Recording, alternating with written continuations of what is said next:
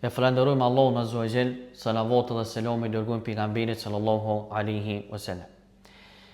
Disa prej shenjave që i përdor mjekusi ose rukjegjia për me dallu personin ako mësysh, janë këtu qëllat inshallah kena mi përmend vijim. Mirë po nuk do me thonë që nëse personi i ka këtu është gjithësysh me mësysh, po janë shenja cila do të mi moraj parasysh. Qysh i kena përmend edhe shenjat e sehrit. Kur i ka personi disa për tyne, nuk do të me bo veten marak.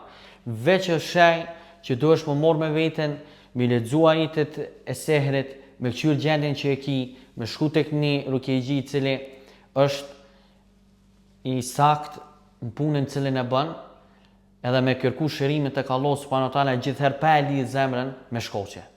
E pora është, një prej shenjave është të qorat vazhdueshme në gjumë. Tjetra është mundet me pos gëksim, që thujnë ana, të shpesht pa hongër diçka. E sidomos për shembull kur shtohet leximi i Kuranit, ka gëksim të mëdha. Edhe nëse i thu personit që me nol, ai pranon që është jashtë kontrollit vet. Nuk mundet me nol. Një tjetër është krurja e vazhdueshme e lkurës, pa ndaj shkak mjekësor. Jo që ka ndonjë smundje ose irritim lkurës, mirë po e ndjen veten vazhdimisht nevojshëm për këtë punë. Tjetra është pështyme e shumët, ose të pështyrtit tepër të shpesht. Tjetra është shenja në për trup cilat i gjon formë të synit. Por këto krejt janë për rasteve cilat ndodhin në jetën e përditshme dhe realitetit. Tjetra është ndjenja e nxehtësisë ose e ftohtësisë pa shkak. Pra mundet me konë një ambient i cili është tamam që dohet, mirë po ky mundet me ndjenë veten e vet shumë të ftoftë, pa konë ambienti i ftoftë. Ose mundet me konë të kundërtën. Mundet me konë në një vend ku temperatura është tamam, mirë po ky ndjen shumë të nxehtë. Pa konë vend i nxehtë. Edhe i ndodh kjo shpesh vazhdimisht atina. Një tjetër është ngushtimi në gjëks, pa arsye mjekësore. Pra her pas here e ndjen veten që ka pengesë dhe frymorrje, ose ka ngushtim të thellë gjoksit vet. Tjetra është përtacia, plagështia dhe pagjumësia, e cila është pjesë e ditës tina edhe pjesë e jetës ti në mënyrë të vazhdueshme. Një tjetër është me pos shtim peshe me pak ushqim, përderisa nuk ka në efekt tjetër mjekësor. Për kësaj përmendin dietor që mundën me ndodhë për mësyshet edhe disa lloje të kancerit Allah na rujt. Për që ata edhe Sheikh Sulejman Ruhaili Allah rujt, vet ka tregu që është mirë personin para se me fillu me kimioterapi me iknu Kur'an ati. Ka se mund do që një person preket për kësaj, për i mësyshit, edhe vjen deri në këtë dëm.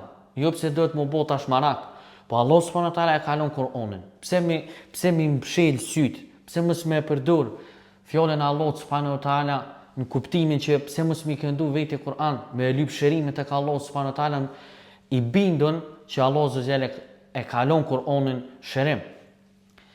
Tjetra është shregullime mendore cilat mundën me ndodh, cilat mundën me dërgu edhe deri në çmenduri, ose caktume, iluzione ose edhe frikë. Pastaj harrim edhe përgjumë gjatë leximit Kur'anit, ose gjatë mësimeve tina edhe dhimbje kuke. Pra ka person i cili ka rrot tjetrit mësysh në dijen e tij, kë e ka gjendjen shumë normal vazhdimisht. Po kur dën me lexu Kur'an, veç që të ku i dhem kryt. Ose kur dën me lexu diçka për provimeve cilat e ka veç që të ku e ndjen këtë dhimbje. Kjo është një peshaja. Tjetra është alergji vazhdueshme të hundës ose të cinozve, edhe shregullime në këtë aspekt. Tjetra është të shtitje e shpesht pa grip, ose pa pos diçka që e shtyn, mirë po ju ka bo ati shprehia të shtitja e vazhdueshme. Tjetra është rënja e flëgve. Një tjetër shenjë që përmendin është edhe errësira e cila gjendet nën sy.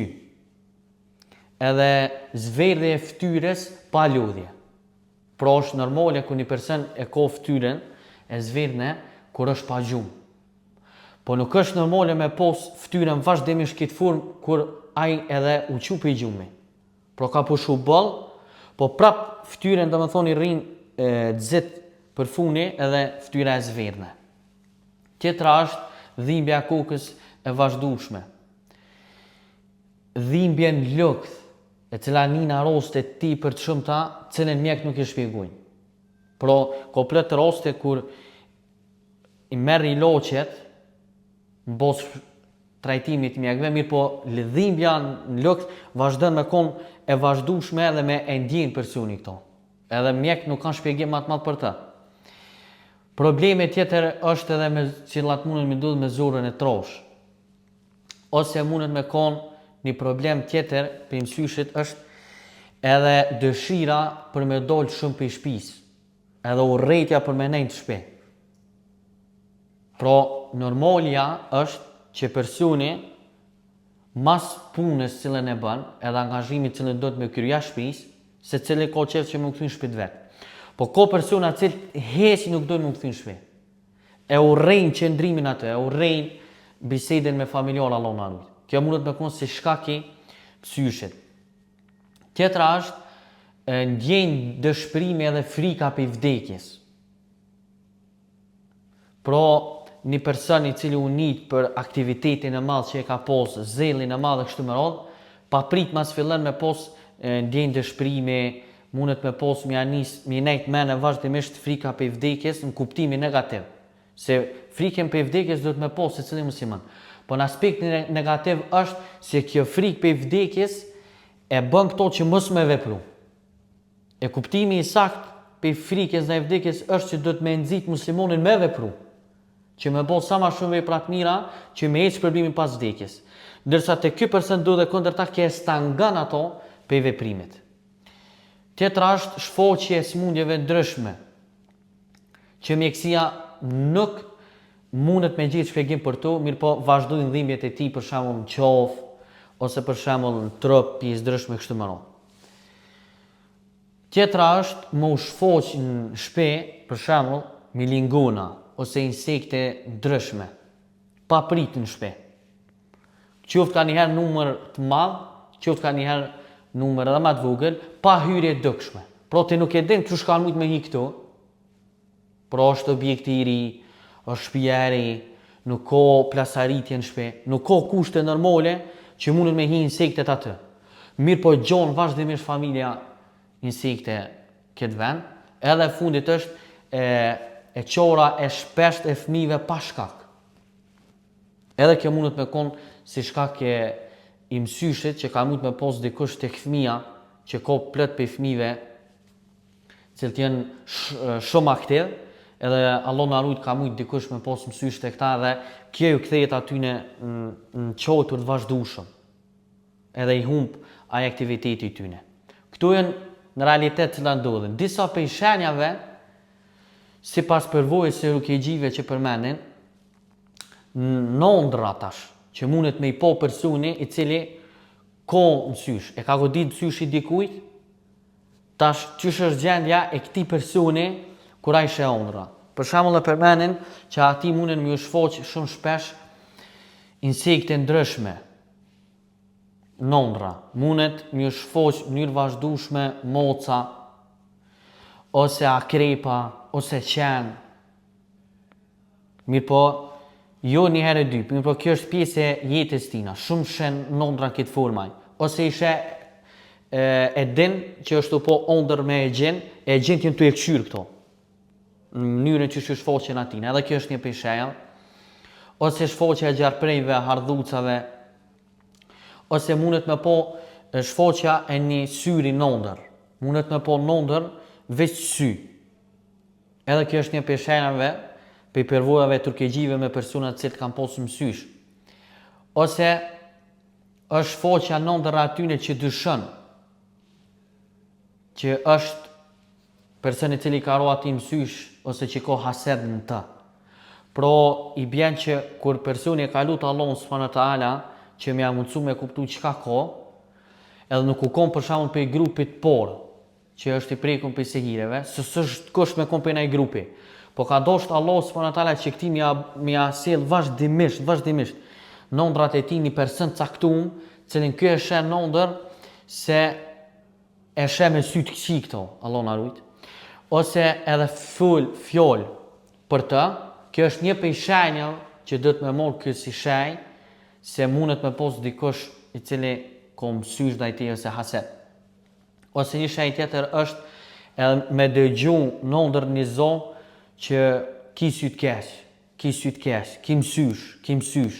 Ky ju ka pështet Allah subhanahu wa taala, ju ka drejtu atij, edhe don Allah azhajal i jep sinjale nëndër që ki mësysh vazhdimisht. Jo pse do më thonë që ki sigurt, po pe shenja.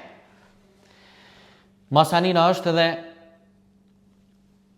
shfaqja e ajeteve nëndër cilat lidhen me mësyshën ose me hasedin.